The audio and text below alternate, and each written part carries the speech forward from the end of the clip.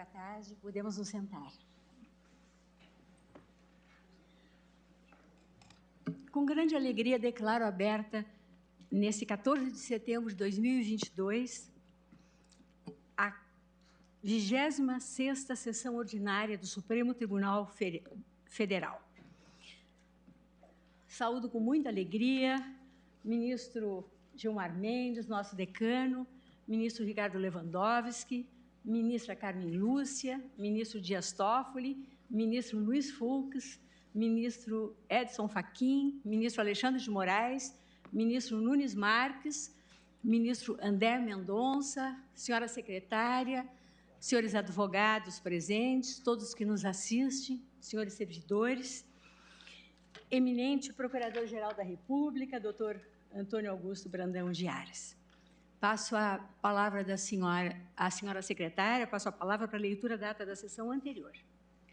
Ata da 26ª Sessão Extraordinária do Plenário do Supremo Tribunal Federal, realizada em 8 de setembro de 2022. Presidência do senhor ministro Luiz Fux, presentes à sessão os senhores ministros Ricardo Lewandowski, Dias Toffoli, Rosa Weber, Roberto Barroso, Edson Fachin, Alexandre de Moraes, Nunes Marques e André Mendonça. Ausentes, justificadamente, os senhores ministros Gilmar Mendes e Carmen Lúcia. Procurador-Geral da República, doutor Antônio Augusto Brandão de Aras. Abriu-se a sessão às 14h24, sendo lida e aprovada a ata da sessão anterior. Senhores ministros, senhora ministra, alguma observação quanto à ata? Nada havendo, declaro-a aprovada. E apregou, para continuidade de julgamento, a ação direta de inconstitucionalidade 6.649, em que requerente o Conselho Federal da Ordem dos Advogados do Brasil e a arguição de descumprimento de preceito fundamental 695, em que requerente o Partido Socialista Brasileiro, ambas sob a relatoria do ministro Gilmar Mendes e relativas às ODS 16 e 17, paz, justiça e instituições eficazes, parcerias e meios de implementação. Consta da nossa papeleta que, após o início do julgamento, após a leitura do relatório e a realização das sustentações orais, o julgamento foi suspenso, tendo o ministro Gilmar Mendes iniciado o voto. Ministro Gilmar, Vossa Excelência está com a palavra, então, para dar continuidade. Boa tarde, presidente. Boa tarde, senhora ministra Carmen Lúcia. Boa tarde a todos os senhores ministros, senhor procurador-geral. Eu lembrava, presidente, inicialmente, na parte inicial do voto, que essa ideia de privacidade de forma alargada, nós devemos, entre outros, ao juiz Brandes, quando reconheceu o caráter fundamental do direito à privacidade encarado por ele como pedra angular do regime de liberdades assegurado pela Constituição americana. Partindo dessa premissa, sustentou que, mesmo nos casos em que não ocorre a invasão do domicílio, a realização de interceptação telefônica dependeria de prévia autorização judicial. Entre os fundamentos do seu voto, o juiz da Suprema Corte reconheceu a necessidade de conferir às garantias constitucionais uma capacidade de adaptação aos novos fenômenos sociais e alertava ainda que, assim como as limitações aos poderes de governo, como as incorporadas na cláusula do devido processo legal, não podem proibir o Estado de legislar sobre fenômenos modernos que um século atrás, ou mesmo meio século atrás, provavelmente seriam considerados arbitrários. Da mesma forma, as normas jurídicas que garantem ao indivíduo proteção contra abusos de poderes específicos também devem ter uma capacidade de adaptação a um mundo em constante mudança. Isso está em Olmsted versus United States. Essa abertura da jurisdição constitucional à transformação tecnológica, dizia eu, enquanto instrumento de preservação dos direitos fundamentais também é consolidada na tradição continental. E citei, então, o icônico precedente da lei do censo alemã, julgada em 1983, cuja análise será aprofundada neste voto. Resta evidente que o avanço das técnicas de coleta e processamento de dados foi tomado como válvula de reconfiguração da proteção jurídica à personalidade. A decisão baseou-se principalmente no diagnóstico de que, a partir da coleta e cruzamento de dados do censo, seria possível a criação de um quadro abrangente e detalhado da respectiva pessoa, um perfil da personalidade, mesmo na área íntima. O cidadão torna-se uma verdadeira pessoa transparente. Desse modo, em linha com todas essas experiências históricas, então assentava eu ainda na semana passada, que o espírito hermenêutico que deve guiar o tribunal no tratamento da matéria em exame deve ser o de renovar o compromisso de manter viva a força normativa da Constituição de 88, nela encontrando caminhos e não entraves para a proteção jurídica da intimidade enquanto garantia básica da ordem democrática. E aí, então, eu entro na questão do direito fundamental à proteção de dados pessoais, da proteção à intimidade e à consagração no texto constitucional, com a emenda 115 de 2022. Dentro da teoria jurídica moderna, a compreensão histórica do direito à privacidade é comumente vinculada, com todas as possíveis e necessárias ressalvas, à publicação do seminal artigo The Right to Privacy, escrito por Samuel Warren e Louis Brandeis, ainda no final do século XIX. Esse texto revelou-se paradigmático por ter possibilitado, a partir de precedentes da tradição do common law, a identificação de um direito de privacidade de natureza pessoal independente da estrutura da tutela da propriedade. Nessa concepção tradicional, o direito à privacidade pressupunha uma dicotomia entre as esferas pública e privada, de maneira que o núcleo de sua proteção jurídica se esgotava no direito de ser deixado só, the right to be left alone. Em sentido fortemente individualista, a proteção atribuída ao direito à privacidade voltar-se-ia, portanto, a reconhecer uma posição estática e absenteísta do Estado, o direito do titular de retrair aspectos de sua vida do domínio público. Estou citando Bruno Bione, proteção de dados pessoais. Entre nós, estudos voltados à identificação da autonomia do direito à privacidade parecem ter se vinculado inicialmente a essa abordagem formal de um direito negativo de não intervenção. Tal abordagem foi reproduzida em artigo clássico do professor Técio Sampaio Ferraz Júnior, intitulado Sigilo de Dados, o direito à privacidade e os limites à função fiscalizadora do Estado. Como corolário imediato da compreensão do direito à privacidade como uma proteção de caráter essencialmente negativo, eclodiu nos tribunais brasileiros orientação jurisprudencial restritiva quanto ao âmbito de proteção do artigo 5º, inciso 12 da Constituição. A título exemplificativo, reporto o meu entendimento firmado no RE 416, da relatoria do ministro Sepúlveda Pertence, em que a Corte referendou o acesso de órgãos policiais a dados armazenados em discos rígidos, apreendidos a partir de busca e apreensão autorizada pelo Poder Judiciário. Naquela sentada, fazendo expressa referência à fórmula consagrada pelo professor Técio Sampaio Ferraz, o eminente ministro relator assentou que a proteção a que se refere o artigo 5º, inciso 12 da Constituição Federal, alcançaria apenas a comunicação de dados e não os dados em si mesmos.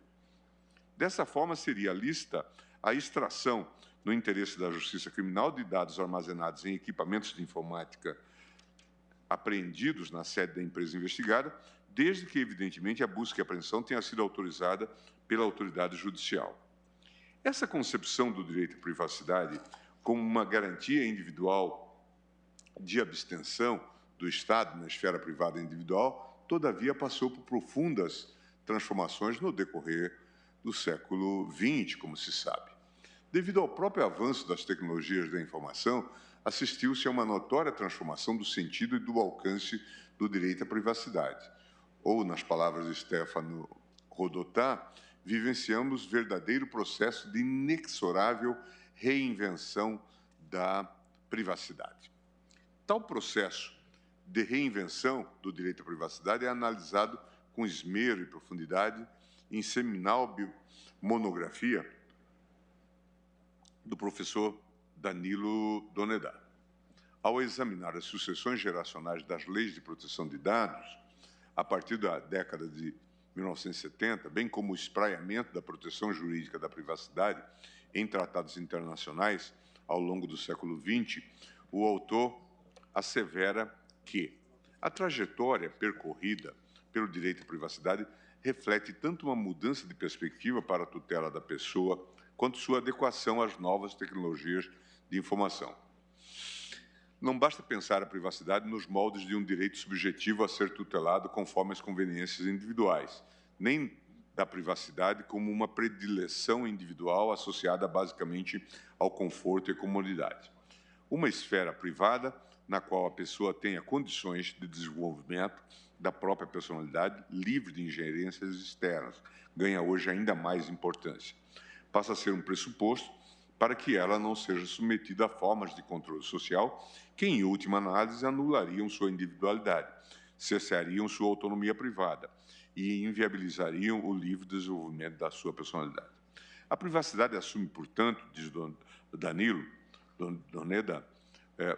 posição de destaque na proteção da pessoa humana, não somente tomada como escudo contra o exterior, na lógica da exclusão, mas como elemento positivo, indutor da cidadania, da própria atividade política em sentido amplo e dos direitos de liberdade de uma forma geral.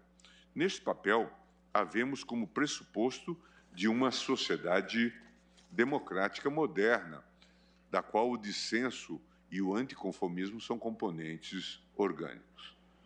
A construção de uma nova dogmática constitucional acerca da tutela da privacidade coincide, como já foi ressaltado, com o reconhecimento, em 1983, do direito à autodeterminação informacional, a chamada Die informationelle Selbstbestimmung, pelo Tribunal Constitucional alemão.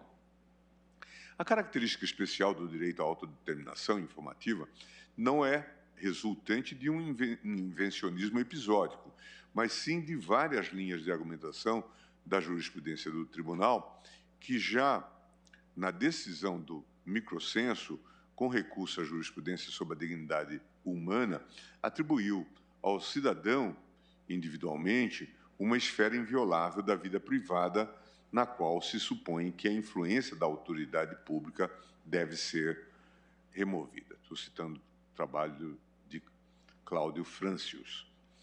No paradigmático Fox-Cellons Urtai, o Tribunal declarou a inconstitucionalidade da chamada Lei do Censo,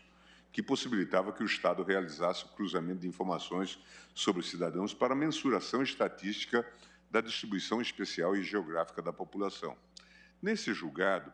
a Corte Constitucional redefiniu os contornos do direito à proteção de dados pessoais, situando-o como verdadeira projeção de um direito geral de personalidade, para além da mera proteção constitucional ao sigilo. A partir da leitura ampliativa do artigo 2.1, em conjunto com o artigo 1º, da Lei Fundamental, o Tribunal Constitucional reconheceu a existência de um direito constitucional de personalidade que teria como objeto de proteção o poder do indivíduo de decidir sobre a divulgação e o uso de seus dados pessoais, de decidir sobre quando e dentro de quais limites os fatos da sua vida pessoal podem ser revelados e ainda de ter conhecimento sobre quem sabe e o que sabe sobre si, quando e em que ocasião. Citando de novo Cláudio Francius. No caso concreto, o tribunal entendeu que o processamento automatizado dos dados, possibilitado pela Lei do Censo de 83, colocaria em risco o poder do indivíduo de decidir por si mesmo sobre si e como ele desejaria fornecer seus dados pessoais a terceiros. A situação de risco identificada pelo tribunal referia-se à possibilidade concreta de, por meio de sistemas automatizados, as informações fornecidas sobre profissões, residências e locais de trabalho dos cidadãos serem processadas de modo a se formar um perfil completo da personalidade.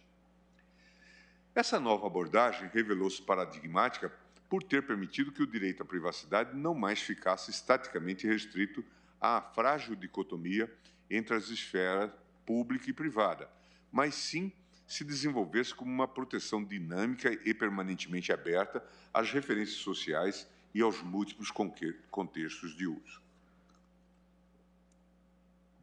Como bem destacado na decisão, a identificação de um constante avanço tecnológico demanda igualmente a afirmação de um direito de personalidade que integre o contexto das condições atuais e das futuras circunstâncias do processamento automático de dados. É justamente essa reconfiguração que possibilita a afirmação do direito à autodeterminação informacional como contraponto a qualquer contexto concreto de coleta, processamento ou transmissão de dados possível de configurar situação de perigo. Nas palavras ilustres de Stefano Rodotà, a privacidade também passa a ser definida como o direito de manter o controle sobre suas próprias informações e de determinar como a privacidade é alcançada, em última instância, como o direito de escolher livremente o seu modo de vida. Essa nova abordagem também engloba uma proteção abrangente que desloca o eixo da proteção de dados para as possibilidades e finalidades de seu processamento. Como bem destacado por Laura Schertel Mendes, é decisivo para a concepção do direito à autodeterminação o princípio segundo o qual não mais existiriam dados insignificantes nas circunstâncias modernas do processamento automatizado de dados, de modo que o risco do processamento de dados residiria mais na finalidade do processamento e nas possibilidades de processamento do que no tipo dos dados mesmos, ou no fato de quão sensíveis ou íntimos eles são. Isso está no texto sobre autodeterminação informativa. A abertura do texto constitucional ao reconhecimento da autonomia do direito fundamental à proteção de dados pode ser identificada na jurisprudência do Supremo. Ao apreciar o tema 582 da sistemática da repercussão geral, o Tribunal Pleno reconheceu o direito de acesso ao contribuinte a banco de dados da Receita Federal que armazena informações de interesse da arrecadação federal, RE 673707, da relatoria do eminente ministro Luiz Fux. No julgamento proferido, o voto proferido pelo eminente ministro Luiz Fux reforçou o dever qualificado de proteção que é inerente ao armazenamento de informações pessoais em bancos de dados de entidades governamentais ou de caráter público, geridos por entidades privadas. Contribuindo decisivamente para a gênese da jurisprudência atual sobre o regime constitucional de proteção de dados, o eminente relator ressaltou que o artigo 1º da Lei 9.507 de 97, que disciplina o habeas data, institui restrições para a divulgação de informações pessoais armazenadas em bancos de dados públicos, limitando a divulgação a outros órgãos que não o detentor das informações ou a terceiros que não o titular dos dados registrados. Essa evolução jurisprudencial culminou recentemente no reconhecimento pelo Tribunal de que a proteção de dados pessoais e a autodeterminação informacional são direitos fundamentais autônomos dos quais decorrem tutela jurídica específica e dimensão normativa própria. Estou citando a DIN 6387, da relatoria do nosso eminente presidente, ministra Rosa Weber. Em eloquente manifestação, o colegiado afirmou a necessidade de instituição de um controle efetivo e transparente da coleta, armazenamento, aproveitamento, transferência e divulgação de dados pessoais, ao mesmo tempo que reforçou a importância de a Corte exercer, com extremo rigor, o controle de políticas públicas que possam afetar substancialmente o direito fundamental à proteção de dados. A partir de leitura abrangente do texto constitucional, especialmente do direito à privacidade e ao livre desenvolvimento da personalidade, o voto da eminente presidente, ministra Rosa Weber, suspendeu a eficácia da medida provisória 954, de 2020, editada em decorrência da pandemia da Covid-19, que determinava que as operadoras de telefonia disponibilizassem ao IBGE, em meio eletrônico, os nomes, números de telefone e endereços de milhões de usuários de serviços de telecomunicação. Na ocasião, o tribunal assentou 3 balizas constitucionais relevantes que devem informar qualquer espécie de incursão sobre o tema. Primeiro que, embora não exista no ordenamento jurídico uma proibição absoluta para o tratamento de dados por entidades públicas, a dogmática constitucional contemporânea impõe que a privacidade dos usuários só possa ser afastada a partir de uma justificação minudente e exaustiva das finalidades atribuídas ao tratamento de dados. Segundo, estabeleceu-se que a incidência do princípio da transparência impõe que a administração pública garanta ao titular dos dados um nível de controle suficiente para a verificação prospectiva da licitude do tratamento de dados. Isso se desdobraria, de acordo com a decisão, em um dever de publicidade, que seja capaz de fornecer ao cidadão condições mínimas de proceder a um controle da forma como o Estado lida com dados pessoais. Por fim, que a intervenção estatal na esfera privada deve envolver apenas o universo de dados estritamente necessário para o alcance das finalidades eleitas e ser acompanhada do incremento dos protocolos e mecanismos de segurança do sistema de informação, de acordo com o grau de risco gerado pela relativização do direito fundamental à autodeterminação informativa. Como se vê,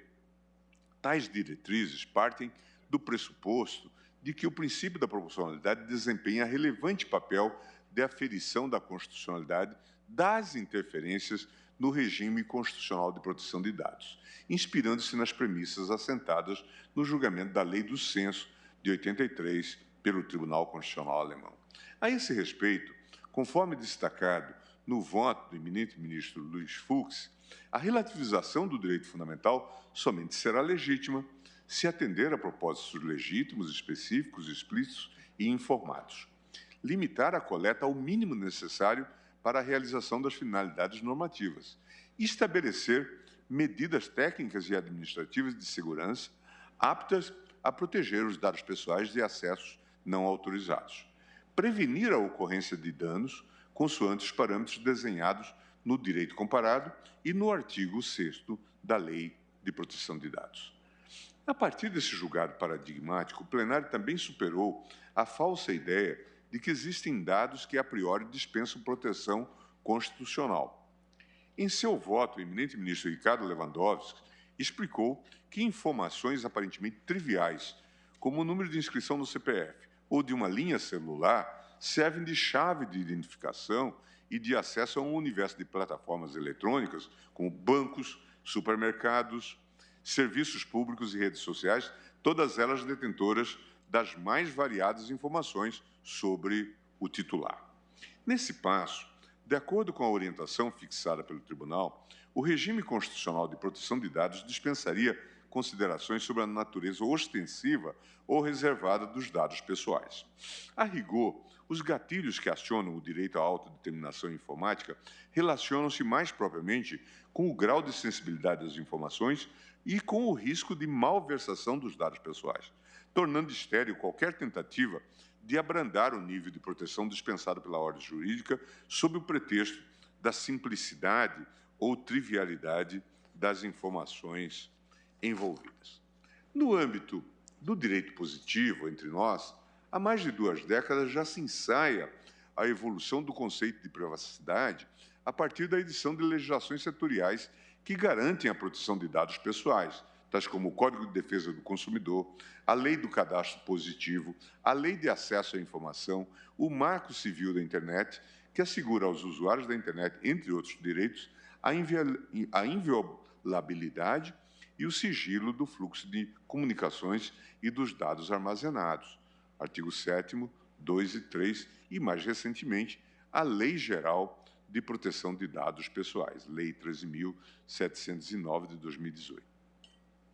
Em razão da importância da LGPD para o desfecho da controvérsia, faço breves considerações sobre o alcance e a fisionomia desse diploma normativo,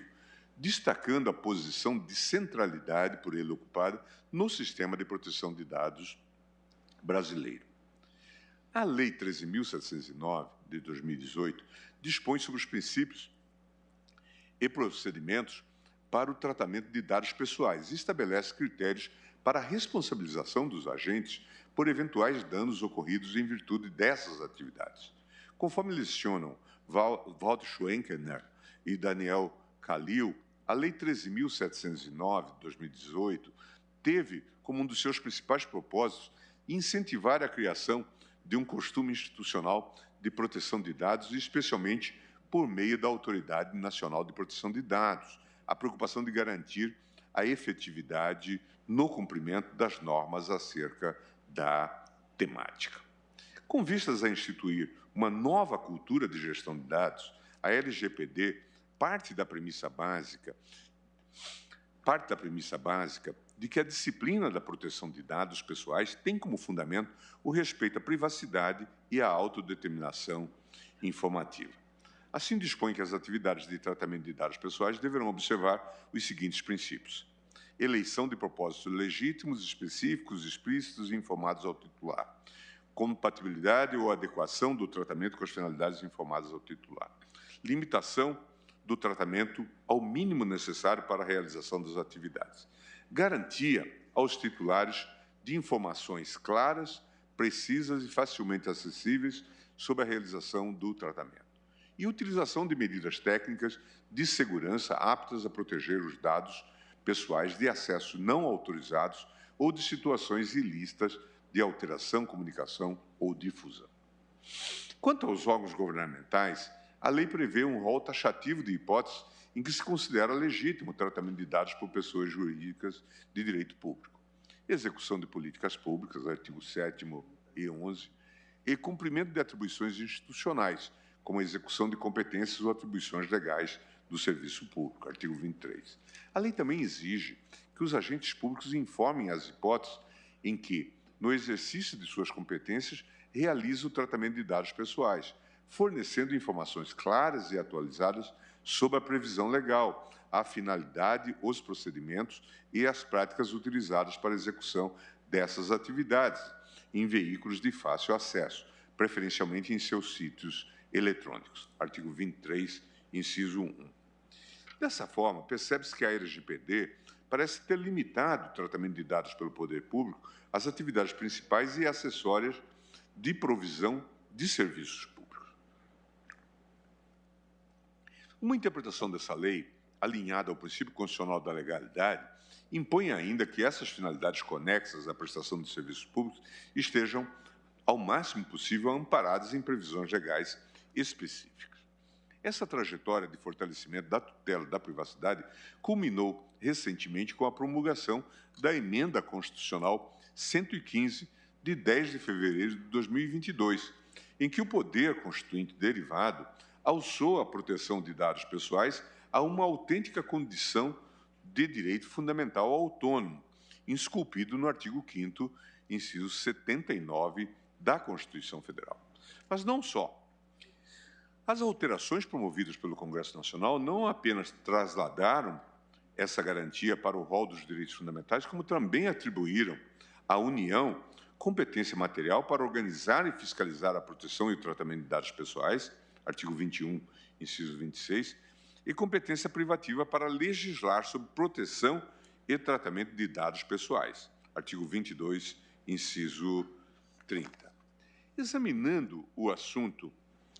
pela perspectiva da evolução do conceito de privacidade na jurisprudência do Supremo e pelo progressivo reconhecimento em diversas legislações setoriais do dever estatal da tutela de informações relacionadas ao cidadão, compreende-se que a Emenda Constitucional 115 de 2022 teve o mérito de consolidar, de uma vez por todas, o status constitucional inerente ao direito de proteção de dados pessoais, dirimindo quaisquer dúvidas que pudessem pairar sobre o tema. Todo esse panorama legislativo, doutrinário e jurisprudencial fornece uma visão holística a respeito do compromisso assumido pela ordem constitucional brasileira com a proteção de dados pessoais, fornecendo parâmetros seguros para a apreciação das controvérsias que assomam ao plenário. Assim, é sob essa ótica de afirmação da autonomia do direito fundamental à proteção de dados pessoais que serão examinadas as alegações de inconstitucionalidade deduzidas nas ações em julgamento.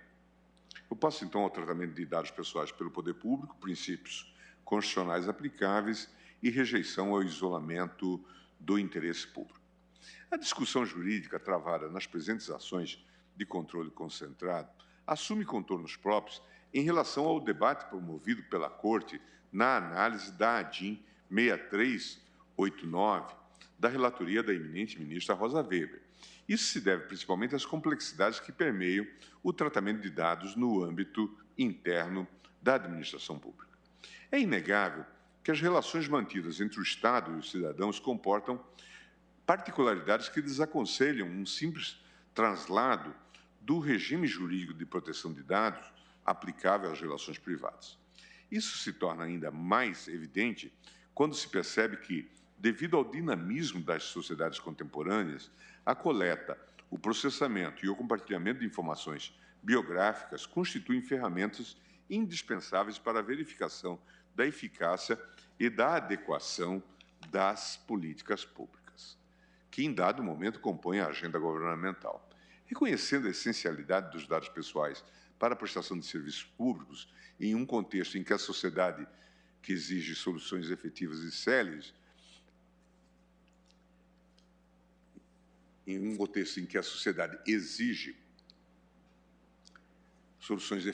céleres, a professora Miriam Wimmer afirma que o tratamento de dados pessoais pelo Estado é imprescindível para o desempenho do seu mandato ou mandato constitucional. Isso está em Miriam Wimmer, Regime Jurídico do Tratamento de Dados Pessoais. Nesse sentido, ao lembrar que as funções do Estado recebem o influxo dos postulados inerentes ao regime jurídico de direito público, a autora pondera que as normas protetivas concebidas para o tratamento de dados em atividades privadas não devem ser automáticas e irrefletidamente aplicadas no âmbito dos órgãos estatais. Ou, como ressalta de novo Miriam Wimmer, seria inimaginável, por exemplo, que entendêssemos que qualquer cidadão teria o direito de requerer ao poder público a portabilidade de seus dados constantes de uma determinada base de dados governamentais ou que alguém pudesse se dirigir a um cartório para solicitar a eliminação dos seus dados pessoais ou ainda que se pretendesse negar consentimento para que a Receita Federal processasse determinada declaração de imposto de renda. Essas questões são ainda mais sensíveis no campo da segurança pública ou das atividades de inteligência, como se discute na DPF 695. Não faria sentido, por exemplo, condicionar a utilização de informações pessoais por órgãos de investigação ao prévio consentimento de agentes envolvidos na prática de infrações penais. Nesses casos, torna-se de fato discutível em que medida a utilidade pública envolvida no tratamento desses dados poderia impor a flexibilização das limitações previstas na legislação protetiva. Em um contexto de rápido desenvolvimento de novas tecnologias de informação, entidades internacionais como a Organização para a Cooperação e Desenvolvimento, OCDE, têm reconhecido que a modernização da administração pública mediante a instituição de um modelo de Data-Driven Public Sector constitui importante passo na direção da concretização de direitos sociais. É assente na literatura estrangeira o reconhecimento de que países comprometidos com uma agenda de um governo digital podem aprimorar os resultados da gestão utilizando novas tecnologias de forma responsiva, protetiva e transparente. Nesse aspecto, o tratamento de dados torna-se importantíssima ferramenta para o desenho, implementação e monitoramento de políticas e de serviços públicos essenciais. Nos últimos anos, o governo brasileiro tem buscado seguir essa agenda de digitalização da administração pública. Conforme será discutido adiante no presente voto, esse movimento tem sido buscado na edição de atos normativos, como que institui o chamado Cadastro Base do Cidadão, em programas como a Estratégia Brasileira para a Transformação Digital, e-Digital. Dentro desse contexto, não há dúvidas de que relevantes postulados constitucionais estão em jogo quando se discutem os limites do tratamento de dados pelo poder público, a exemplo do princípio da eficiência da administração pública, artigo 37 da Constituição. Conforme destacado pela União em sua manifestação nos autos, o compartilhamento efetivo de dados entre os órgãos e entidades da administração federal é, sem dúvida, pressuposto de uma gestão pública eficiente. Todavia, diferentemente do que assevera o ente público, a discussão sobre a privacidade nas relações com a administração estatal não deve partir de uma visão dicotômica que coloque o interesse público como bem jurídico a ser tutelado de forma totalmente distinta e em confronto com o valor constitucional de dados pessoais. Como bem destacado por Gillian Black e Leslie Stevens, pesquisadores britânicos dedicados a essa temática, se a privacidade for tratada simplesmente como um direito ou interesse individual, sempre será possível para o setor público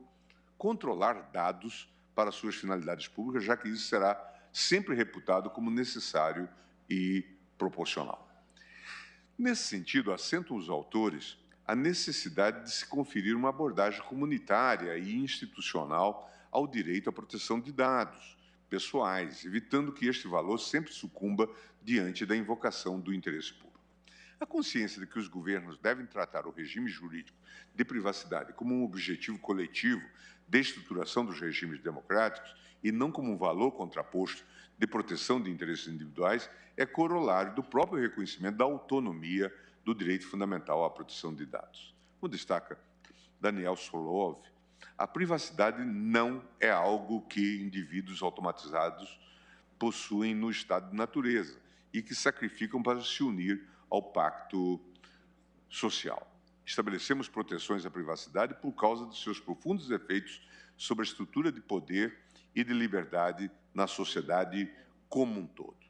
Desse modo, assenta o autor, a proteção da privacidade nos protege contra prejuízos a atividades que são importantes tanto para os indivíduos quanto para a sociedade.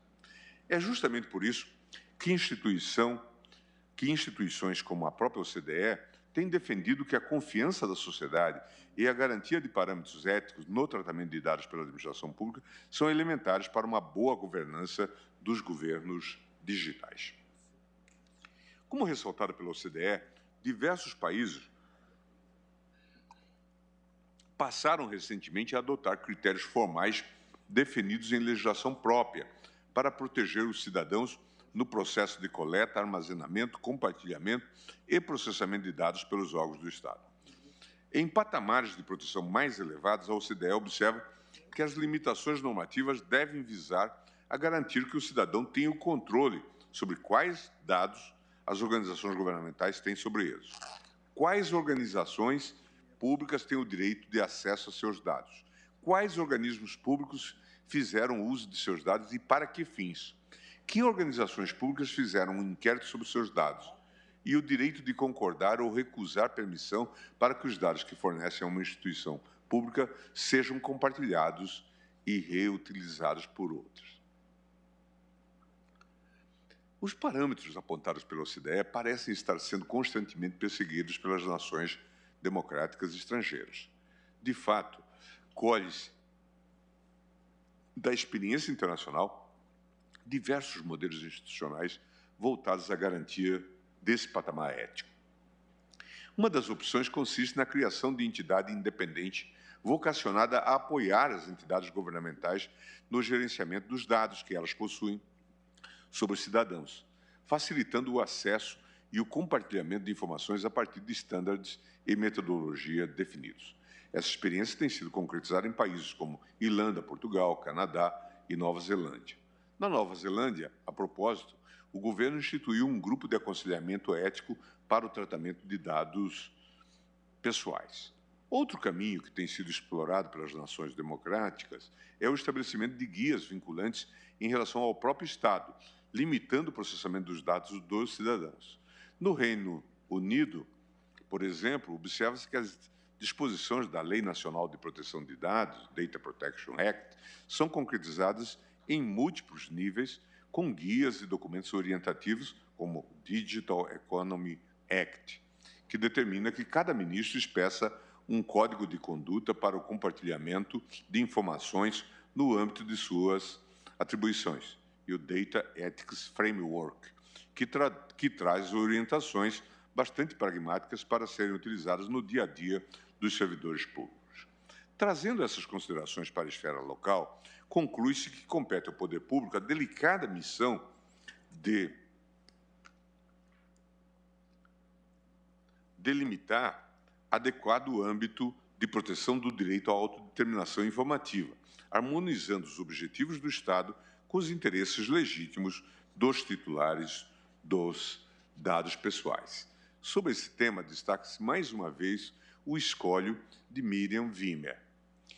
A aplicação da legislação de proteção de dados no tratamento de dados pelo poder público, tanto no caso de atos individuais e concretos, como também na edição de atos normativos, traz, portanto, o desafio de conciliação entre os princípios tradicionalmente aplicáveis à administração pública e aqueles contidos na própria LGPD, sem que determine a precedência prima facie de um interesse público abstratamente caracterizado e reconhecendo também a importância da proteção de dados pessoais para além da sua dimensão individual. A eficiência demandada da administração pública e o interesse público tutelado pelo Estado devem, portanto, ser compreendidos no contexto de um conjunto mais amplo de princípios e com elementos integrantes do compromisso que o Estado deve ter com a democracia e com a concretização de direitos fundamentais. Convém destacar que essa visão de compatibilização dos interesses da administração pública com a defesa das garantias individuais na temática de proteção de dados pessoais não é de todo estranha à jurisprudência do Supremo.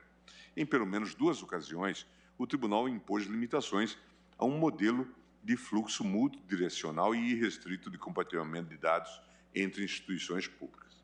Nesse sentido, rememora a decisão proferida pela eminente ministra Carmen Lúcia na suspensão de liminar 1103, na qual determinou que o IBGE se abstivesse de fornecer ao Ministério Público Federal dados reputados necessários à identificação de 45 crianças domiciliadas no município de Bauru, São Paulo, que, de acordo com o censo realizado em 2010, não teriam sido regularmente registradas nos cartórios de registro civil de pessoas naturais. Nessa decisão, a então presidente do Supremo afirmou a necessidade de conciliação dos valores constitucionais em jogo ao pontuar: o dever de sigilo proporciona segurança a quem presta as informações e contribui para a confiabilidade das pesquisas efetuadas. Recepção das normas que estabelecem o sigilo das informações colhidas pelo IBGE, artigo 2º, parágrafo 2º do Decreto-Lei 1.611, de 67, e parágrafo único do artigo 1º da Lei 5.534, de 68, pela Constituição Federal. E prosseguia ainda dizendo que, quando princípios fundamentais da Constituição conflitam entre si, a questão deve ser analisada tendo em vista o caso concreto, respeitados os valores supremos consagrados na ordem constitucional. No mesmo sentido, destaco a decisão proferida pelo ministro Barroso nos autos do mandado de segurança 36.150, na qual cassou determinação do Tribunal de Contas da União que ordenara ao Instituto Nacional de Estudos de Pesquisas Nacionais Educacionais, Anísio Teixeira, INEP, a entrega de dados individualizados do censo escolar e do Enem, com o fim de realizar auditoria do programa Bolsa Família. Nessa importante decisão, o eminente relator dialogou profundamente com a noção de finalidade aqui discutida, apontando o risco de subversão da autorização concedida pelos titulares dos dados pessoais no ato de coleta. Destaco o trecho da referida decisão. E dizia uma parte: nesse aspecto, a transmissão a outro órgão do Estado dessas informações e para uma finalidade diversa daquela inicialmente declarada, subverte a autorização daqueles que forneceram os seus dados pessoais em aparente violação do dever de sigilo e da garantia de inviolabilidade da intimidade. Assim, é clara a necessidade de temperar os valores constitucionais da eficiência da administração pública com o regime constitucional de tutela dos direitos fundamentais, dos direitos individuais, particularmente as garantias de autodeterminação informativa e de proteção de dados pessoais. Artigo 5º caput, incisos 10, 12, 79 da Constituição. Passo agora ao objeto da ADPF 695, compartilhamento de dados pessoais para a realização de atividades de inteligência.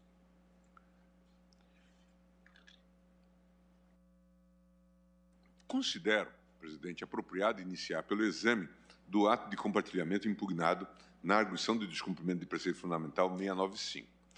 Assim o faço porque as distorções e irregularidades identificadas na ação administrativa impugnada na ADPF auxiliam na constatação do quadro geral de insegurança que deriva do regulamento editado pelo Poder Executivo, o Decreto 10.046, de 2019.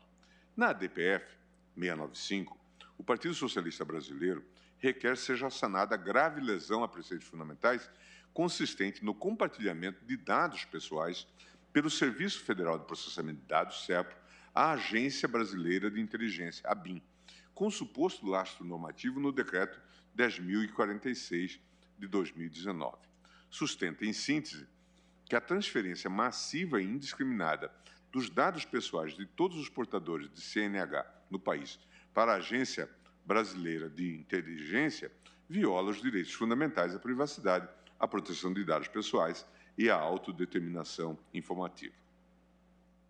Atento ao risco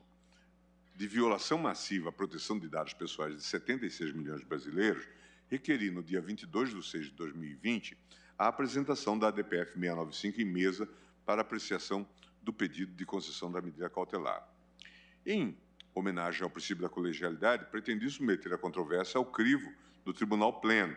visando promover um debate plural acerca da compatibilidade do ato do poder público com o regime constitucional de proteção de dados pessoais. Ocorre que, no dia 23/6/2020, às vésperas da sessão de julgamento, a AGU peticionou nos autos informando a revogação do termo de autorização que concedera o acesso da ABIN à base de dados da Carteira Nacional de Habilitação. Requereu, então, fosse declarada a perda de objeto da ADPF. A partir dessa provocação, os autos retornaram ao meu gabinete, ocasião em que ponderei que, sem embargo da revogação do termo de autorização, o ato do poder público impugnado nesta ADPF abrangia todo um quadro de insegurança jurídica, gerado por leituras distorcidas do Decreto 10.046. Por esse motivo, reconheci que persistia interesse processual quanto ao pedido de interpretação conforme do regulamento administrativo. Assim, proferi decisão no dia 24 de junho de 2020, reconhecendo que, não fosse o abandono do intento de transferência massiva e indiscriminada de dados pessoais para a Agência Brasileira de Inteligência, a União enfrentaria grandes dificuldades para sustentar a constitucionalidade da medida perante o Supremo.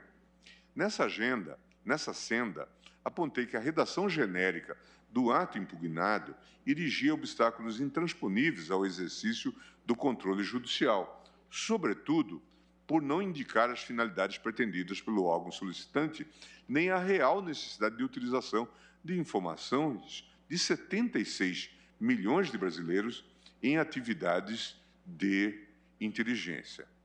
Se nós considerarmos que só os maiores, de 18 anos, é que podem ter acesso à carteira de habilitação e que, portanto, todos esses dados estariam disponíveis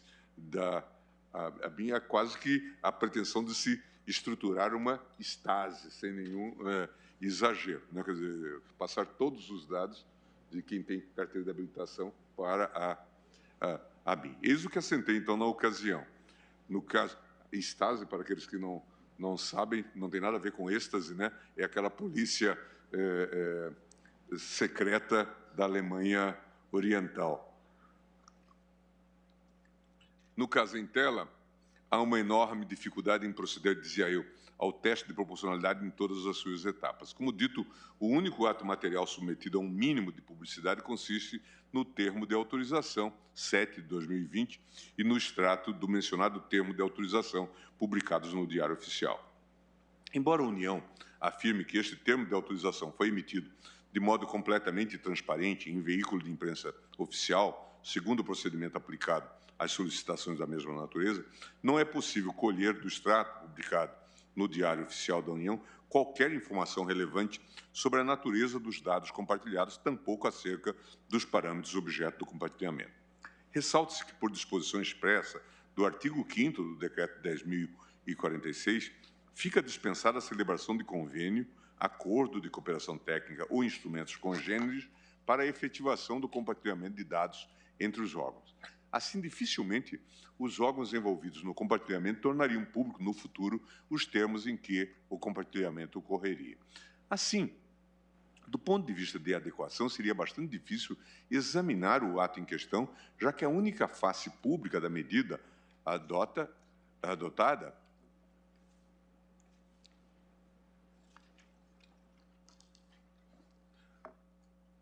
ou adota a redação genérica para indicar os objetivos do compartilhamento de dados e nem sequer explicita a finalidade pretendida com as atividades de inteligência. Já sob o prisma da necessidade, diante da ausência de explanação da finalidade do compartilhamento, torna-se impossível aferir se o compartilhamento da dimensão apresentada se revela o meio menos intrusivo possível para alcançar o objetivo apresentado. Aqui talvez seja o elemento em que recai o maior ônus da administração, explicar por que, afinal, seria necessário o processamento de dados da CNH de 76 milhões de brasileiros para atividades de inteligência. Por fim, ainda que fosse possível avançar no juízo da proporcionalidade em sentido estrito, dificilmente seria possível compatibilizar uma violação massiva à proteção de dados, traduzida no compartilhamento irrestrito de dados da CNH de mais de 76 milhões de brasileiros com alguma finalidade legítima de tratamento de dados para atividades de vigilância. Por todos estes motivos, entendo que, no caso concreto, há significativa e densa verossimilhança nas alegações do autor, no sentido de que o ato do poder público trazido a exame por esta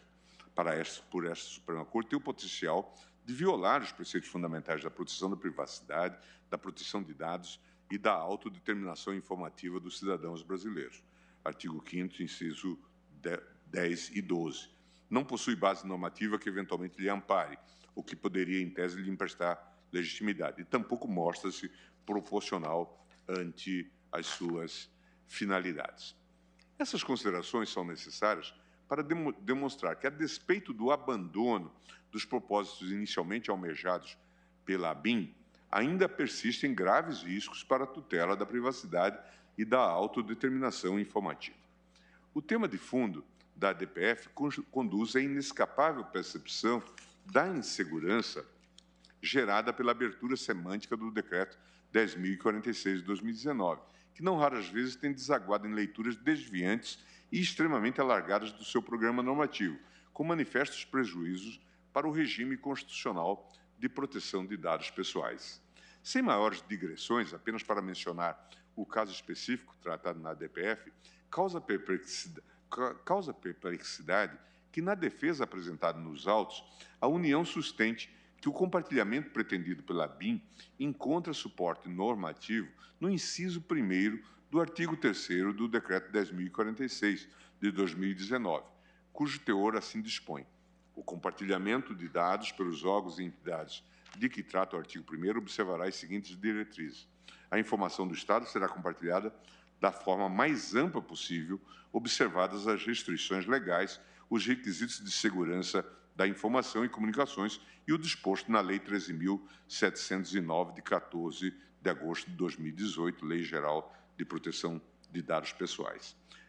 Tal linha de pensamento, entretanto, me parece em frontal choque com os lineamentos mais basilares do postulado do Estado Democrático de Direito. Confronta, outro sim, com os limites que decorrem do texto constitucional para o tratamento de dados pessoais, bem como da legislação ordinária veiculada pelo Congresso Nacional no exercício de sua competência para atuar nesse âmbito facultado. São duas as razões que me conduzem a essa conclusão. A primeira diz respeito à necessidade de promover uma leitura do regulamento administrativo alinhada com o regime constitucional de tutela da privacidade. Trata-se de assunto que será devidamente aprofundado ao longo do presente voto, cabendo, contudo, desde já registrar que o sentido do Decreto 10.046, que melhor traduz os objetivos da ordem constitucional, conduz ao abandono de qualquer interpretação que possibilite um amplo e irrestrito compartilhamento de dados pessoais entre órgãos e entidades da administração pública federal. Assim, sem me antecipar em relação ao aprofundamento do tema, registro que, em homenagem ao direito à autodeterminação informativa, apenas as informações gerais do Estado são alcançadas pelo disposto no artigo 3º, inciso 1º do Decreto 10.046, e não aquelas relacionadas aos atributos da personalidade ou qualidades próprias do cidadão. Devem ser amplamente compartilhadas, nos termos do dispositivo, somente as informações relativas ao funcionamento do aparato estatal, como gestão de pessoal e do patrimônio público, utilização de recursos orçamentários, formalização de atos e contratos administrativos, apenas para citar alguns exemplos. Lado outro, em relação às informações pessoais, devem incidir os vetores protetivos da LGPD, estruturados para a salvaguarda da privacidade dos cidadãos, que exigem o preenchimento de requisitos mais rígidos para o fluxo de informações no âmbito dos órgãos públicos federais. A segunda razão para rejeitar a tese deduzida pela União diz respeito à impossibilidade de invocação dos dispositivos do Decreto 10.046 e da Lei 13.709, de 2018, para legitimar operações de tratamento de dados no âmbito do Sistema Brasileiro de Inteligência. Afinal, basta um simples lançar de olhos sobre o artigo 4º, inciso 3º da Lei 13.709, de 2018, para concluir que o compartilhamento de dados pessoais para fins de defesa nacional será regido por legislação específica, que deverá prever medidas proporcionais e estritamente necessárias ao atendimento do interesse público, observados o devido processo legal, os princípios gerais de proteção e os direitos do titular previstos nesta lei. Ao que tudo indica, considerando a sensibilidade das atividades relacionadas à preservação da soberania nacional, o legislador entendeu que o assunto deveria observar legislação específica, adequada às particularidades desse campo de atuação estatal. Antecipou, contudo, que esse regime especial de tratamento de dados deve ser calibrado à luz dos pilares estruturantes da LGPD, especialmente no que diz respeito à necessidade de apresentação de justificação minudente das finalidades pretendidas pelos órgãos de inteligência. Esse tema foi exaustivamente debatido na ADIM 6529, da relatoria da eminente ministra Carmen Lúcia, em que esta Corte assentou que, desde que observados os requisitos legais, é legítimo o compartilhamento de conhecimentos específicos com a Agência Brasileira de Inteligência, na forma do parágrafo único do artigo 4º da Lei 9883 de 99. Na ocasião, o Tribunal conheceu parcialmente da ação para conferir interpretação conforme ao mencionado dispositivo, estabelecendo que o compartilhamento de dados no âmbito do Sistema Brasileiro de Inteligência somente pode ocorrer quando demonstrado o interesse público na medida. Toda e qualquer decisão de fornecimento de dados deverá ser devida e formalmente motivada para eventual controle de legalidade do Poder Judiciário. Mesmo quando presente o interesse público, os dados referentes às comunicações telefônicas ou dados sujeitos à reserva de jurisdição não podem ser compartilhados na forma do dispositivo legal. E são indispensáveis a instauração de procedimento administrativo formal e a utilização de sistemas eletrônicos de segurança e registro de acesso para efeito de responsabilização em caso de abuso. Desse panorama, extraem-se duas importantes conclusões. Primeiro, ao contrário do afirmado pela União, as disposições da LGPD e do respectivo decreto regulamentador não constituem, per se, suporte legal para o compartilhamento de dados pessoais no âmbito do Sistema Brasileiro de Inteligência. Em segundo lugar, embora seja possível o compartilhamento de conhecimentos específicos com a ABIN, isso não afasta a necessidade de se examinar, sob a perspectiva constitucional, se as restrições impostas pelo ato administrativo estão devidamente motivadas e se atendem ou não às balizas fixadas no julgamento da ADIM 6529, de relatoria da ministra Carmen Lúcia. Feitas essas considerações, entendo que, sem embargo da revogação do termo de autorização 7 de 2020, o grave quadro de insegurança jurídica causado pela elasticidade semântica do Decreto 10.046 evidencia a necessidade de realizar o julgamento da DPF 695 em conjunto com a DIN 6649. Cuida-se de rica oportunidade para o Tribunal avaliar em perspectiva global se o sentido atribuído pela administração pública ao referido decreto regulamentar se compatibiliza ou não com a ordem constitucional brasileira.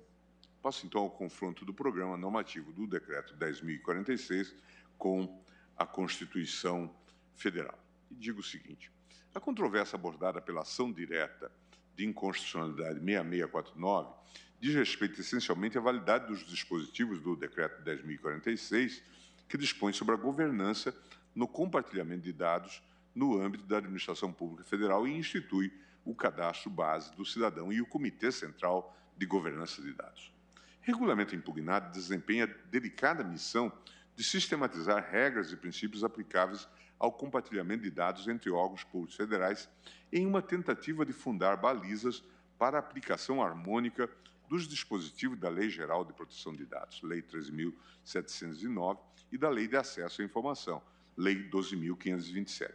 A complexidade do assunto é evidenciada pela existência de conflitos aparentes entre normas que impõem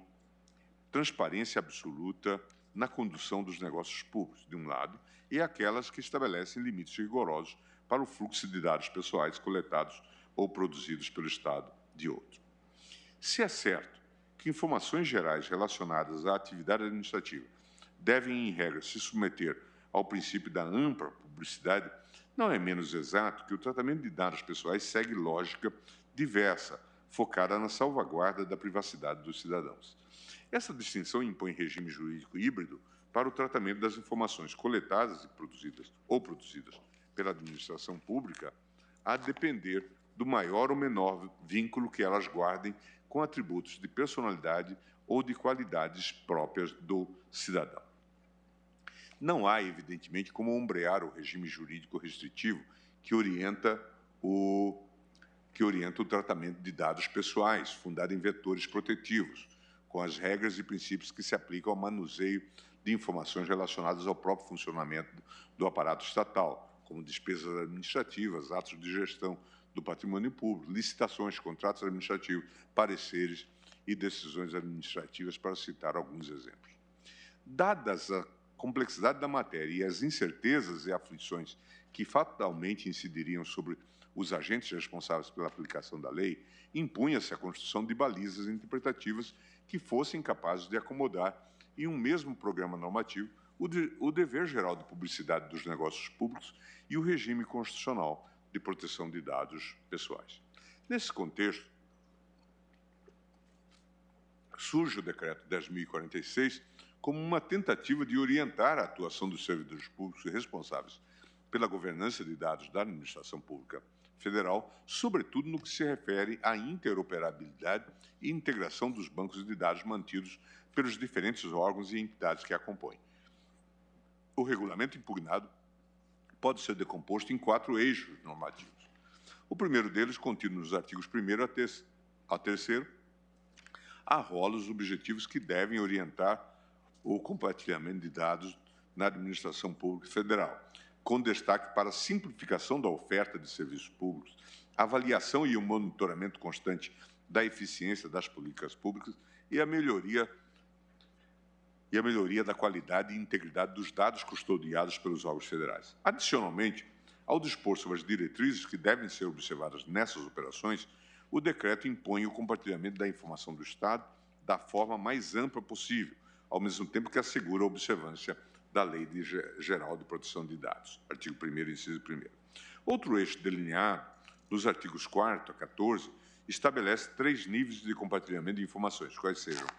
compartilhamento amplo, quando se tratar de dados públicos que não estejam sujeitos a nenhuma restrição de acesso, cuja divulgação deve ser ampla e garantida a qualquer interessado, artigo 4º, inciso 1º. Compartilhamento restrito, para dados sigilosos que, pela sua natureza, possam ser acessados por todos os órgãos e entidades da administração pública federal, artigo 4º, inciso 2, e 3, compartilhamento específico, quando se tratar de dados protegidos por sigilo, que, pelo grau de sensibilidade, somente podem ser repassados a órgãos e entidades específicos nas hipóteses e para os fins previstos em lei, artigo 4º, inciso 3º. O terceiro eixo, contido nos artigos 16 a 20, institui o cadastro base do cidadão, mecanismo de interoperabilidade voltado ao aprimoramento da gestão de políticas públicas e ao aumento da confiabilidade dos cadastros existentes. Cuida-se de repositório unificado que funcionará conforme a política de governança aprovada pelo Comitê Central de Governança de Dados e que será composto inicialmente pelas informações biográficas que constam da base temática do CPF.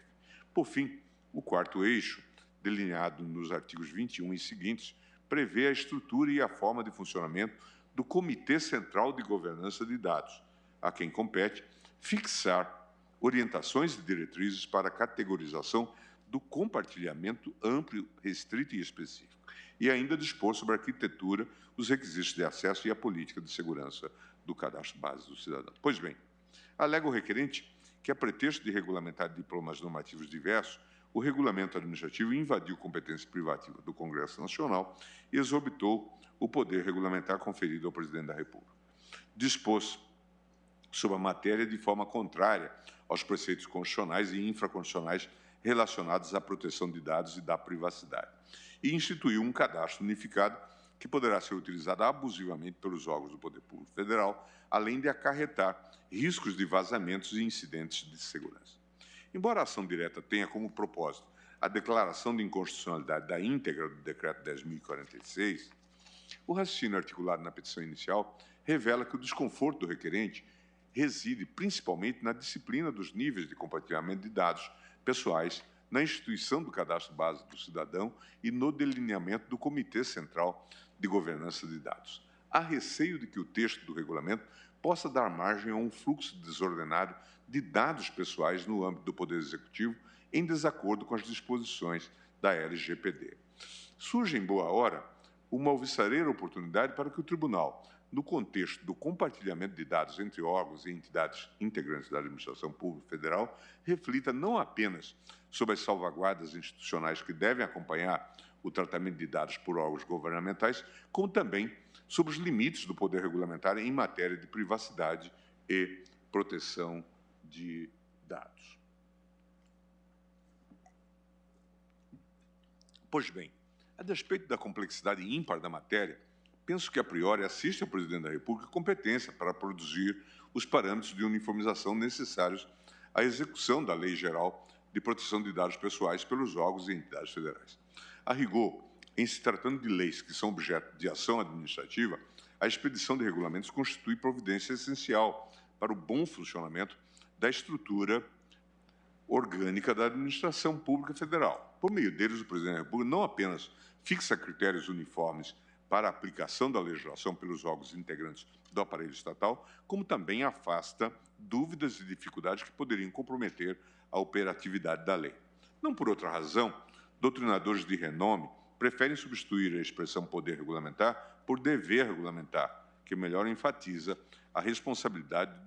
do chefe do Poder Executivo de instituir normas secundárias necessárias para a fiel execução da lei, impedindo o surgimento de incertezas que possam implicar paralisia administrativa. A esse respeito, a professora Maria Silvia Zanella de Pietro alerta que, embora o poder ou o vocábulo poder dê a impressão de que se trata de faculdade da administração, na realidade trata-se de poder-dever, já que é reconhecido ao poder público para que exerça em benefício da coletividade. Os poderes são, pois, irrenunciáveis, diz ela no Manual de Direito Administrativo. No que diz respeito ao tratamento de dados pelo poder público, verifica-se que diversos dispositivos da Lei 13.709, de 2018, pressupõem vigorosa atuação de órgãos administrativos para a execução do que neles se dispõe. O legislador, no entanto, dada a generalidade e o caráter abstrato da lei, não foi capaz de dispor sobre todos os aspectos da política legislativa de proteção de dados pessoais, em especial no que concerne à administração das informações biográficas coletadas pelo Estado. Subsiste, então, a necessidade de expedição de normas secundárias para orientar os agentes públicos sobre como proceder diante dessa delicada tarefa. Deparamos-nos, portanto, com um exemplo típico de programa normativo cuja operatividade depende de ulterior regulamentação pelo chefe do Poder Executivo, por meio da fixação dos parâmetros necessários para aplicação consistente e uniforme da lei.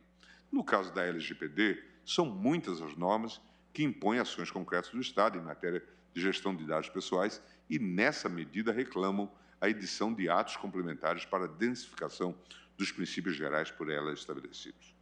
Destaco Destaco pela pertinência com a demanda os dispositivos que determinam a manutenção de bases temáticas em plataformas integradas, estruturadas para uso compartilhado, e os que orientam os gestores públicos a desenvolverem mecanismos eletrônicos de interoperabilidade, com a finalidade de aumentar a confiabilidade dos cadastros administrativos, aprimorar a gestão de políticas públicas e permitir a atuação articulada dos órgãos estatais na prestação de serviços públicos. É o que dispõem os artigos 25 e 26 da Lei Geral de Proteção de Dados. Artigo 25. Os dados deverão ser mantidos em formato interoperável e estruturado para uso compartilhado, com vistas à execução de políticas públicas, à prestação de serviços públicos, à descentralização da atividade pública e à disseminação e ao acesso das informações pelo público geral. E o artigo 26. O uso compartilhado de dados pessoais pelo poder público deve atender a finalidades específicas de execução de políticas públicas e atribuição legal pelos órgãos e pelas entidades públicas, respeitados os princípios de proteção de dados pessoais elencados no artigo 6º desta lei. No mesmo sentido, destaco que a moderna Lei 14.129, de 29 de março de 2021, que dispõe sobre os princípios, regras e instrumentos para o governo digital, prevê, como um dos seus princípios, a atuação integrada entre os órgãos e as entidades envolvidas na prestação e no controle de serviços públicos, e com o compartilhamento de dados pessoais em ambiente seguro, quando for indispensável para a prestação do serviço, nos termos da Lei 13.709, a Lei Geral de Proteção de Dados. Mais adiante, a Lei do Governo Digital assim estabelece. Será instituído mecanismo de interoperabilidade com a finalidade de aprimorar a gestão de políticas públicas, aumentar a confiabilidade dos cadastros de cidadãos existentes na administração pública, etc. Viabilizar a criação de meios unificados de identificação do cidadão para a prestação de serviços públicos. Facilitar a interoperabilidade de dados entre os órgãos do governo. Realizar o tratamento de informações das bases de dados a partir do número de inscrição do cidadão no CPF, conforme previsto no artigo 11 da Lei 13.444. E parágrafo único, aplicam-se aos dados pessoais tratados por meio de mecanismo de interoperabilidade as disposições da Lei 13.709, a Lei Geral de Proteção de Dados. Nossa legislação federal, portanto, contempla um plexo de disposições normativas que impõem à administração pública a difícil tarefa de implementar bancos de dados de natureza interoperável, desenvolvidos para permitir o compartilhamento eletrônico de informações entre órgãos governamentais, sem prejuízo da irrestrita observância dos princípios gerais e mecanismos de proteção elencados na Lei Geral de Proteção de Dados Pessoais. Há um outro aspecto fundamental que não pode ser olvidado pela Corte. Mesmo que ausentes os referidos comandos legais, é certo que a Constituição impõe ao Estado o dever de desenvolver a atividade administrativa de modo mais eficiente, mais econômico e mais adequado ao interesse público. Naturalmente, o cumprimento da determinação constitucional pressupõe emprego das mais modernas tecnologias e soluções computacionais, sobretudo em um contexto de amplo desenvolvimento de ferramentas digitais, de modernas aplicações de informática e de computação em nuvem, cloud computing. É impensável que na sociedade moderna as repartições públicas operem com instrumentos defasados, renunciando à tecnologia, às ferramentas digitais e desprezando as melhores práticas gerenciais. Ou seja, não é dado ao Estado virar as costas para o progresso tecnológico, tampouco permanecer amarrado ao passado. Cuida-se de mais cristalina aplicação do princípio da eficiência administrativa, ou daquilo que os italianos chamam de princípio da boa administração. Isso não quer dizer que o dever de eficiência sirva de manobra para o descumprimento do princípio da legalidade, nem que constitua um cheque em branco para o administrador público. Revela apenas a assunção de um compromisso de eficiência e busca dos melhores resultados pelo Estado brasileiro, o que de modo algum representa uma licença para o desatendimento dos preceitos éticos que informam o regime constitucional, entre eles os mecanismos de proteção de dados pessoais. São diversos os exemplos de emprego de ferramentas tecnológicas no interesse do cidadão e da eficiente prestação de serviços públicos. Apenas para citar um caso, destaco a portaria recente do ministro do Trabalho e Previdência, que, em benefício de idosos ou de pessoas com deficiência, dispensa segurados do INSS ou beneficiários do benefício de prestação continuada de comparecerem presencialmente às agências do INSS ou agências bancárias para a realização da assim chamada prova de vida.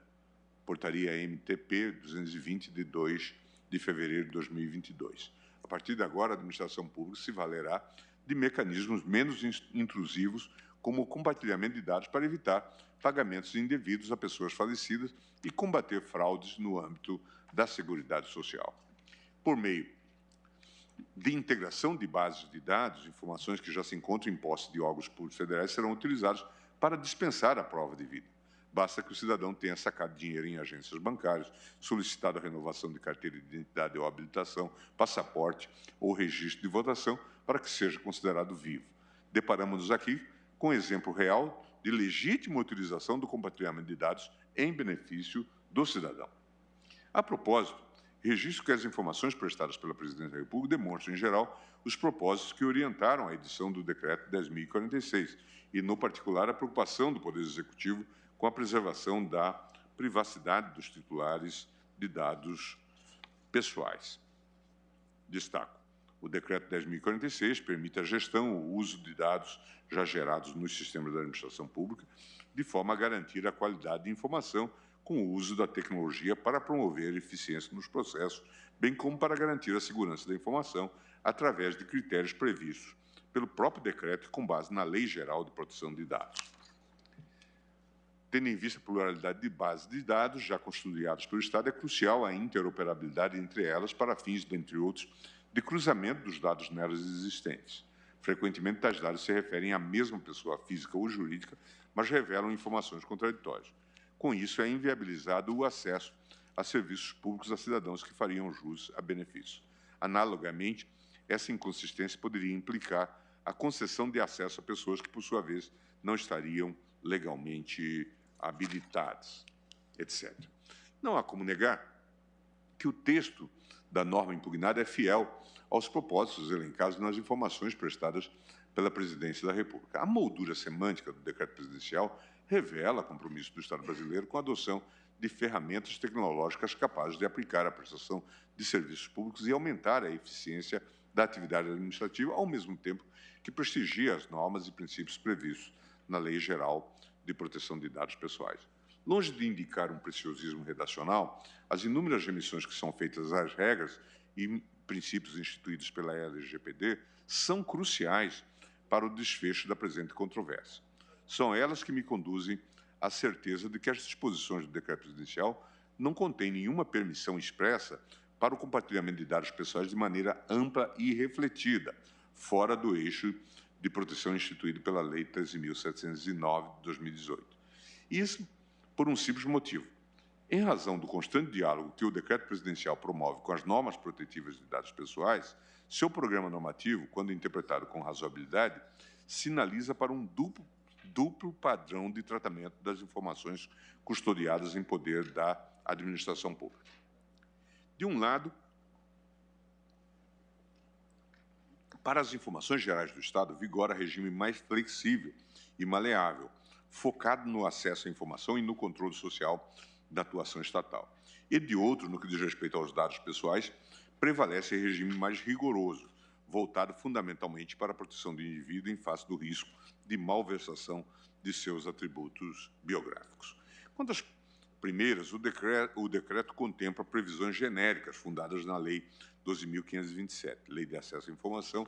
no sentido de impor ampla divulgação, preferencialmente em canais de dados abertos e de transparência ativa de informações públicas, a exemplo de despesas administrativas, estrutura de pessoal, estatísticas oficiais e documentos públicos. Artigo 4º, inciso 1º, e B. Compartilhamento parcimonioso de informações sigilosas do Estado, restrito a órgãos e entidades que compõem a administração pública federal, nos termos da legislação. Artigo 4º, incisos 2 e 3. Por outro lado, sempre que menciona ou tangencia especificamente a temática de dados pessoais, o decreto presidencial tem o cuidado de determinar a incondicional observância dos princípios gerais e direitos de proteção elencados na LGPD e dos direitos constitucionais à privacidade e proteção de dados a propósito. Assim dispõem os artigos 3º, 1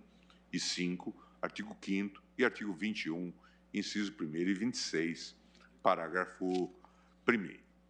Qualquer interpretação desviante dessa lógica, no sentido de possibilitar ampla, irrestrita e irresponsável difusão dos dados pessoais custodiados pelo Estado, conflita não apenas com diversas previsões expressas no decreto presidencial, mas principalmente com preceitos sensíveis que compõem a espinha dorsal da Constituição da República e da Lei Geral de Proteção de Dados Pessoais, como os direitos à privacidade e à autodeterminação informativa. Esse mesmo espírito deve guiar a construção e o funcionamento do cadastro base do cidadão. Tenho para mim que, desde que interpretados de maneira sistemática e em conformidade com as regras da LGPD, os dispositivos do decreto não abrem espaço para a instituição de uma base integradora descomunal nos moldes temidos pelos requerentes. Muito pelo contrário, embora seja permitida e até mesmo necessária a instituição de instrumentos de interoperabilidade aptos a simplificar o fluxo de dados entre órgãos públicos, as inúmeras alusões feitas pelo decreto ao regime protetivo instituído pela LGPD impõem a necessidade de estabelecimento de ferramentas rigorosas de controle de acesso ao cadastro de base do cidadão. Qualquer tentativa de abertura ampla dos elementos nele contidos, mesmo que restrita ao conjunto de órgãos públicos federais, conflitaria frontalmente com as normas que orientam o tratamento de dados pessoais. Nesse sentido, os artigos 6º, 7º e 23 da Lei 13.709 estabelecem procedimento específico para o compartilhamento de dados pessoais pelo poder público, prevendo que, para cada entidade interessada no tratamento de informações protegidas, sejam apresentados propósitos legítimos, compatibilidade do tratamento com as finalidades informadas e limitação do compartilhamento ao mínimo necessário para atendimento do interesse público. Anoto agora, presidente, as distorções na composição do Comitê Central de Governança de Dados. Considerando a relevância das atribuições exercidas pelo Comitê Central de Governança de Dados, é preciso refletir com cautela sobre as normas que estabelecem a composição do colegiado e a forma de indicação dos seus membros. Entre os argumentos articulados na petição, a ADIM 6649, encontra-se a alegação de que o Decreto 10.046 limita a participação no Comitê Central de Governança a funcionários da Administração Direta Federal sem qualquer previsão de composição multissetorial. Pondera ainda que se trata de um desenho institucional inadequado para promover a segurança, a necessidade, a adequação e a boa-fé no compartilhamento e utilização das informações pessoais. A esse respeito, entendo que os argumentos lançados pelo requerente são capazes de demonstrar que o Comitê Central de Governança de Dados, na forma como estruturado pelo Decreto 10.046, não apenas oferece proteção deficiente para valores centrais da ordem constitucional, como também constitui fator de desestabilização das garantias previstas na Lei 13.709 de 2018. Há atualmente um certo consenso acerca da necessidade de criação de autoridades administrativas independentes, destacadas especificamente para fiscalização e controle de atividades potencialmente lesivas ao direito de privacidade. São órgãos que desempenham um papel fundamental para a concretização e o êxito das políticas de proteção enunciadas no direito positivo, constituindo o fio condutor do regime constitucional de proteção de dados pessoais. A experiência internacional nos mostra que, desde os primeiros ensaios de proteção desse direito fundamental, os países europeus reconheceram a necessidade de criação de uma ou mais autoridades independentes para o monitoramento e supervisão das operações de tratamento de dados pessoais. Já em 25 de outubro de 95, a Diretiva 9546 do Parlamento Europeu dispunha que as autoridades públicas responsáveis pela fiscalização das atividades de tratamento de dados exercerão com total independência as funções que lhes forem atribuídas. Posteriormente, em 7 de dezembro de 2000, a Carta dos Direitos Fundamentais da União Europeia estabeleceu, ao lado da consagração do direito fundamental à proteção de dados pessoais, a necessidade de que o cumprimento dessas regras fique sujeito à fiscalização por parte de uma autoridade independente. Artigo 8º. A seu turno, o Regulamento Geral sobre Proteção de Dados, GPDR, na sigla em inglês, aprovado pelo Parlamento Europeu em abril de 2016, dispõe que os Estados-membros deverão instituir uma ou mais autoridades públicas independentes com o propósito de fiscalizar a observância deste regulamento. Também prevê que os membros dessas autoridades devem agir com total independência no exercício de suas atribuições e não devem estar sujeitos a influências externas, diretas ou indiretas, nem devem solicitar ou receber instruções de outras autoridades. No âmbito da OCDE, diversos países optaram pela criação de entidades independentes vocacionadas a apoiar o Estado no gerenciamento de informações pessoais. Nesse modelo, compete a estas entidades a tarefa de construir parâmetros éticos e procedimentos qualificados para o tratamento de dados do cidadão. Coube a cada ente nacional, no exercício de sua soberania, esculpir o arquétipo legal das agências responsáveis pelo controle de atividades potencialmente lesivas ao direito de privacidade. A experiência internacional sinaliza, contudo, um ponto de confluência na legislação dos países democráticos. Há uma invariável preocupação de instituir as autoridades nacionais a partir de perfil institucional autônomo, que seja capaz de assegurar o exercício da função de controle com total independência. Estudo conduzido por Graham Greenleaf a respeito do regime de proteção de dados de 132 países comprovou que a esmagadora maioria das nações criou agências independentes para a fiscalização do tratamento de dados pessoais. Dentro do universo de países analisados, apenas 14 não seguiram esse modelo, relegando a atividade de controle para entidades subordinadas ao governo. Isso, segundo o autor, seria motivo de grande desonra para os integrantes dessa minoria. Em Portugal, a Lei 58, de 8 de agosto de 2019, assegurou a execução, na ordem jurídica interna, do Regulamento Geral sobre Proteção de Dados. Paralelamente ao reconhecimento do direito fundamental à proteção de dados pessoais, o legislador português instituiu a Comissão Nacional de Proteção de Dados, CNPD, como entidade administrativa independente com personalidade jurídica de direito público e poderes de autoridade, dotada de autonomia administrativa e financeira, que funciona junto à Assembleia da República. Em homenagem à independência da CNPD, a lei lhe atribuiu a seguinte composição multissetorial: 3 membros eleitos pela Assembleia da República, 2 membros indicados pelo governo, 1 magistrado indicado pelo Conselho Superior da Magistratura e 1 membro do parquê, designado pelo Conselho Superior do Ministério Público. No Canadá, o Privacy Act de 1985 atribuiu essas atividades a uma autoridade independente, denominada Privacy Commissioner, indicado pelo governador-geral, após consulta de todos os líderes partidários com representação no Parlamento. Após indicação formal, o nome proposto deve ser aprovado em resolução das 2 casas do Congresso. Nos Estados Unidos, o Estado da Califórnia editou legislação específica sobre a privacidade. À semelhança do regulamento europeu, esse moderno diploma legislativo previu que as normas e princípios nele reconhecidos seriam fiscalizados por uma agência independente, composta por 1 membro indicado pelo governador, 1 membro indicado pelo procurador-geral e 2 membros indicados pelo Parlamento. Em todos os casos, o CCPA exige que os indicados tenham vasta experiência nas áreas de privacidade, tecnologia e direitos do consumidor. Na Nova Zelândia, o governo instituiu ou reuniu, no âmbito do Poder Executivo, um grupo de aconselhamento ético para o tratamento de dados pessoais. A esse respeito, é fundamental destacar que, não obstante se trate de órgão de caráter interno, o governo estabeleceu procedimento seletivo para a escolha dos membros do colegiado, exigindo ainda que os candidatos comprovassem notório conhecimento nas áreas de privacidade, direitos humanos, ética, tecnologia e políticas públicas. O exame dos modelos adotados pelas nações democráticas, especialmente pela perspectiva do arquétipo legal das autoridades públicas de controle, revela uma correlação necessária entre a previsão de mecanismos capazes de garantir independência a essas entidades e a efetiva defesa do direito de proteção de dados pessoais. Nesse sentido, A experiência internacional é capaz de demonstrar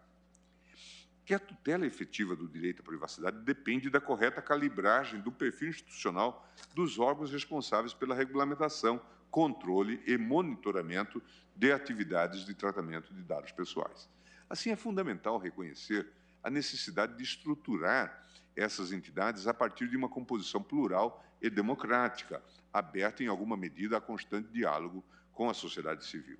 No âmbito interno, esse modelo tem sido reproduzido nas legislações setoriais aprovadas pelo Congresso Nacional. É o que ocorreu, por exemplo, com a instituição da Autoridade Nacional de Proteção de Dados,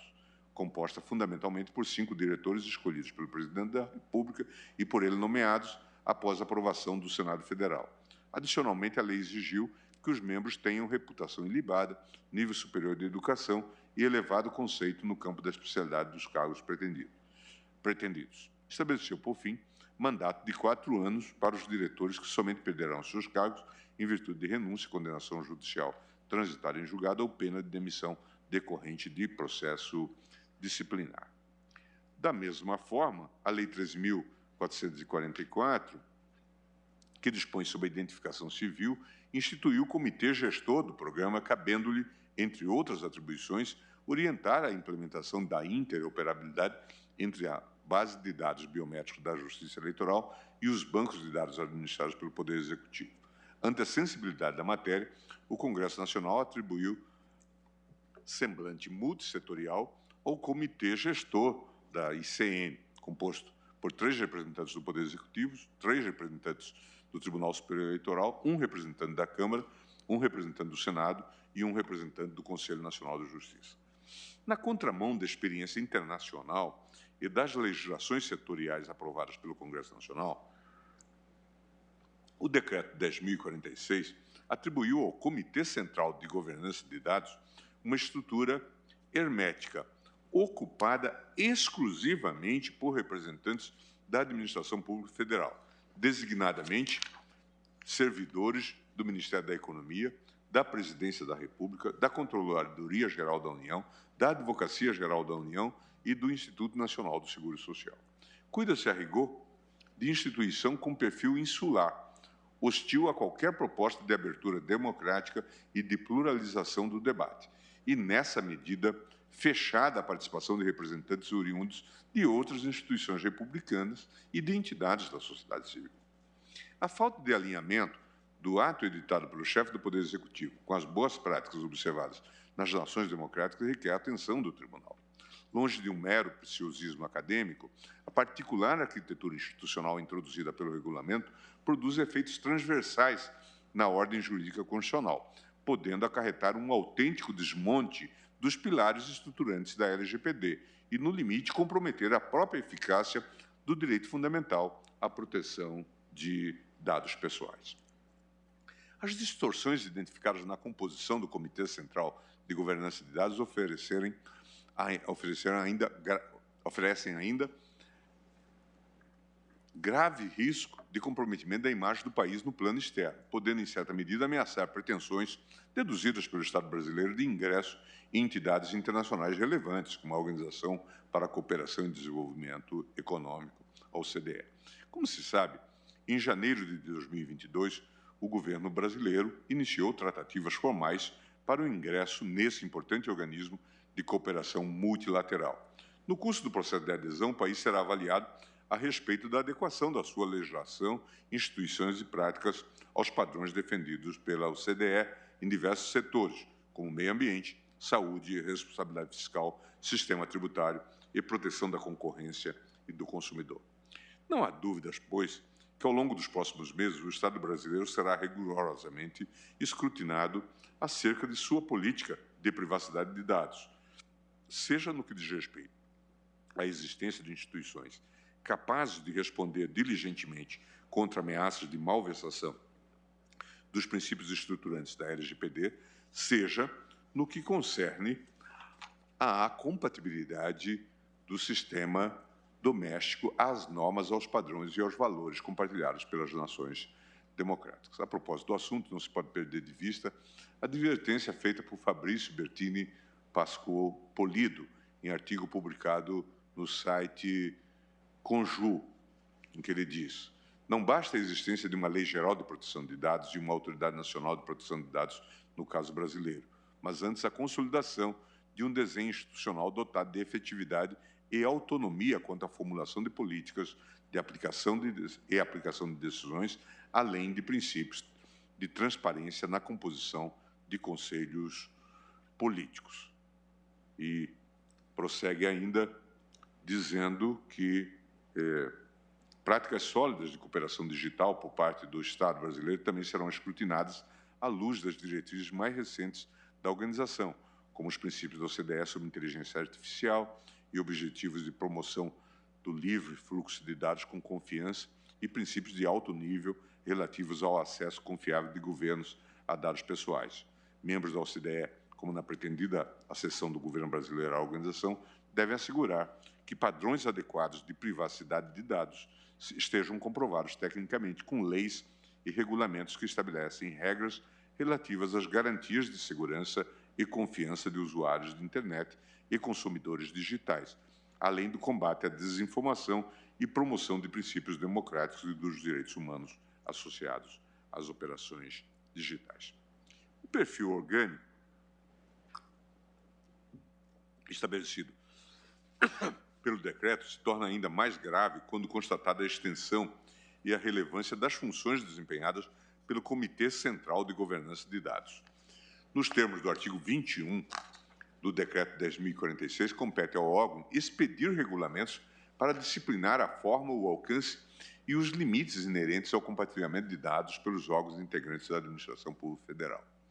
Deliberar sobre orientações e diretrizes para a categorização do compartilhamento amplo, restrito e específico, especialmente à luz da LGPD. E dispor sobre orientações e diretrizes para acesso de órgãos públicos ao cadastro base do cidadão.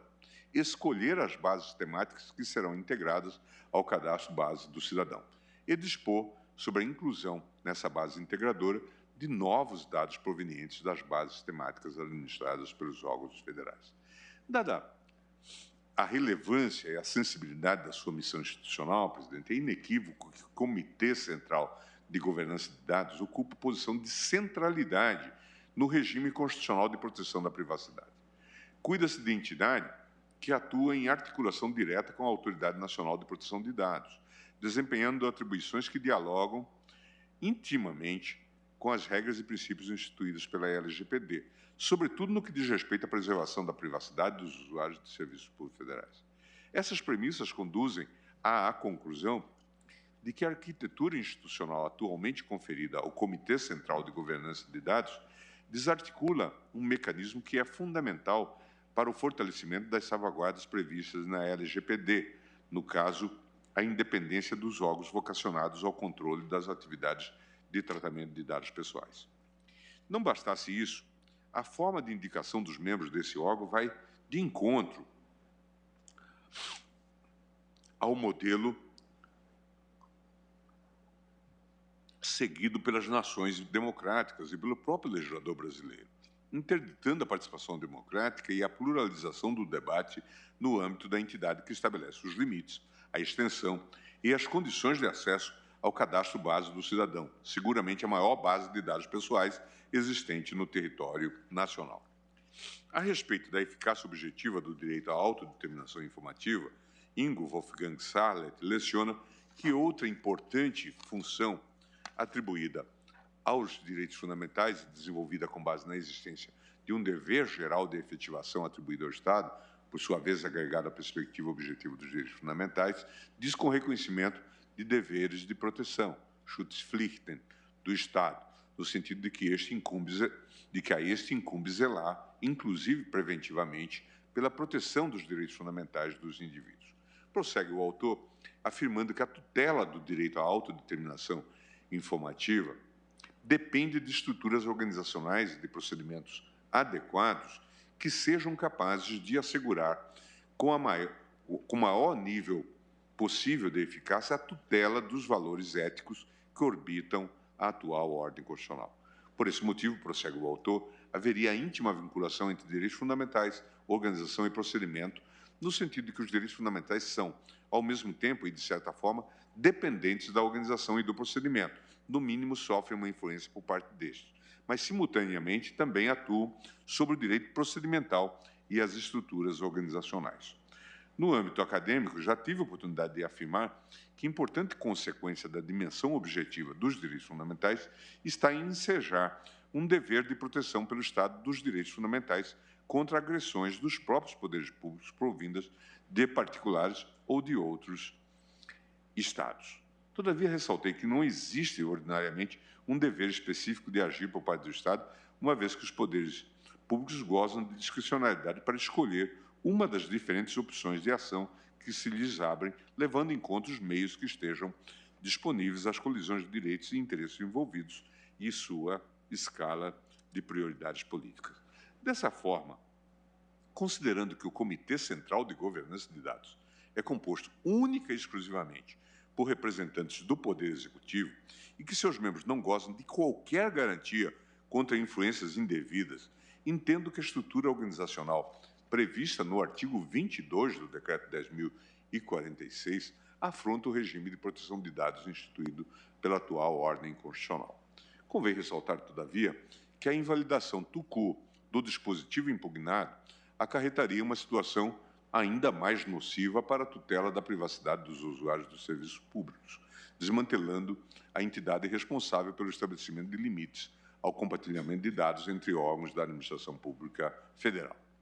Ante o risco de desestabilização do sistema, considero recomendável, prudente, reconhecer efeitos prospectivos da declaração de inconstitucionalidade, preservando a atual estrutura orgânica do Comitê Central de Governança de Dados pelo prazo de 60 dias, a contar da data de publicação da ata de julgamento. Assim, ao modular os efeitos da decisão, o Tribunal garantirá ao Presidente da República prazo hábil para a superação do modelo orgânico declarado inconstitucional, se for o caso, de modo a resgatar a trajetória de fortalecimento dos mecanismos de proteção de dados pessoais. Trata-se, a meu ver, de solução conciliatória que permite ao Tribunal atuar na defesa de direitos negligenciados pelo Estado, sem, contudo, invadir o domínio dos representantes democraticamente eleitos ou assumir compromisso com a conformação da fisionomia de órgãos integrantes do Executivo. Já estou me encaminhando, presidente. Ministro Gilmar Mendes, eu ia sugerir a Vossa Excelência que nós parássemos, porque é um item ainda do voto substancioso de Vossa Excelência, extremamente relevante, e a conclusão que vai nos propor também é alongada. Então, eu sugeriria que nós parássemos no intervalo regulamentar, depois voltássemos para a conclusão do voto. Fica bem? Também. Eu agradeço. Então, está suspensa a sessão pelo prazo regimental de 30 minutos.